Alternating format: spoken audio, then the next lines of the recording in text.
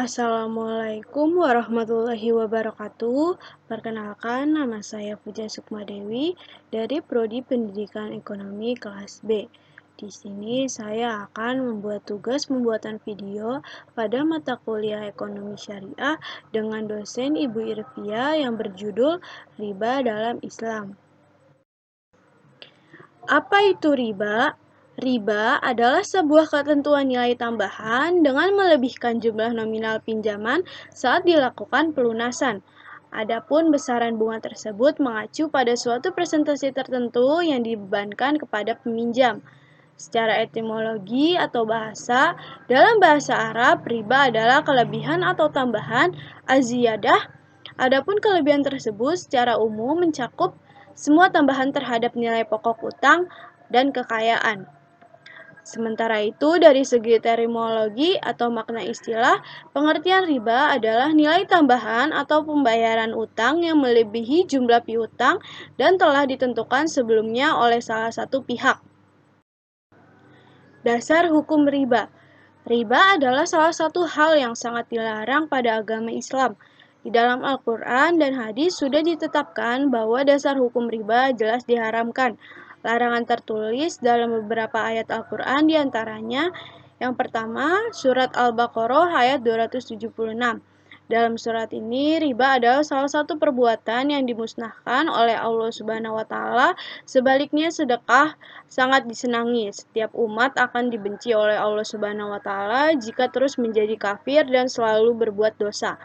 Yang kedua, surat Al-Baqarah ayat 278. Setiap orang yang beriman harus bertakwa kepada Allah Subhanahu wa Ta'ala dan wajib meninggalkan sisa hasil riba yang belum digunakan. Yang ketiga, surat An-Nisa ayat 161. Riba adalah kegiatan yang dilarang untuk dimanfaatkan sebagai pembiayaan kehidupan sehari-hari karena uang tersebut diperoleh dari jalal batil. Bahkan Allah Subhanahu wa Ta'ala juga telah menjanjikan siksaan pedih bagi orang-orang kafir. Macam-macam riba. Di dalam perdagangan sesuai syariat Islam, riba terbagi menjadi 5 jenis. Yang pertama ada riba fadil. Kegiatan transaksi jual beli maupun pertukaran barang-barang yang menghasilkan riba, namun dengan jumlah atau takaran berbeda. Yang kedua, ribayat.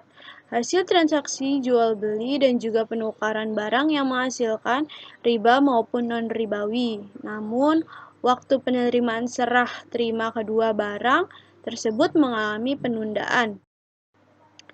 Yang ketiga, riba nasiah. Kelebihan yang didapatkan dari proses transaksi jual beli dengan jangka waktu tertentu.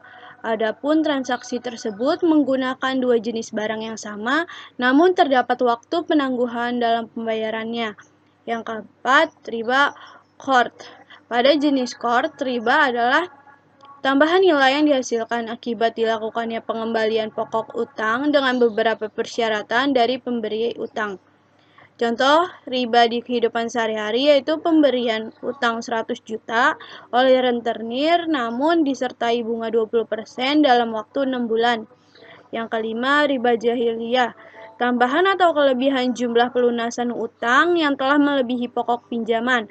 Biasanya hal ini terjadi akibat peminjam tidak dapat membayarnya dengan tepat waktu sesuai perjanjian.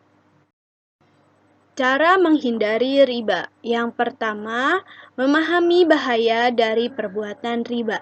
Di dalam Al-Quran, yaitu pada surat An-Nisa ayat 161, telah dijelaskan bahwa Allah Subhanahu wa Ta'ala akan memberikan ganjaran berupa siksaan yang pedih kepada orang-orang pemakan hasil riba, karena uang tersebut diperoleh dengan cara tidak baik. Yang kedua, memindahkan tabungan ke bank syariah. Mengalihkan tabungan maupun kredit Anda ke bank syariah yang telah memperoleh fatwa DSN atau Dewan Syariah Nasional dapat menjadi salah satu cara menghindari riba. Pasalnya, dengan adanya peraturan sesuai syariat Islam, maka sedikit kemungkinan akan terjadi riba. Yang ketiga, selalu bersyukur. Umumnya, penyebab terjadi riba adalah kurangnya rasa bersyukur atas apa yang telah dimiliki. Padahal dengan menerapkan sifat selalu bersyukur akan menghindari Anda terhadap keinginan hidup mewah dan konsumtif lewat berhutang atau riba. Terima kasih, kurang lebihnya mohon maaf. Wassalamualaikum warahmatullahi wabarakatuh.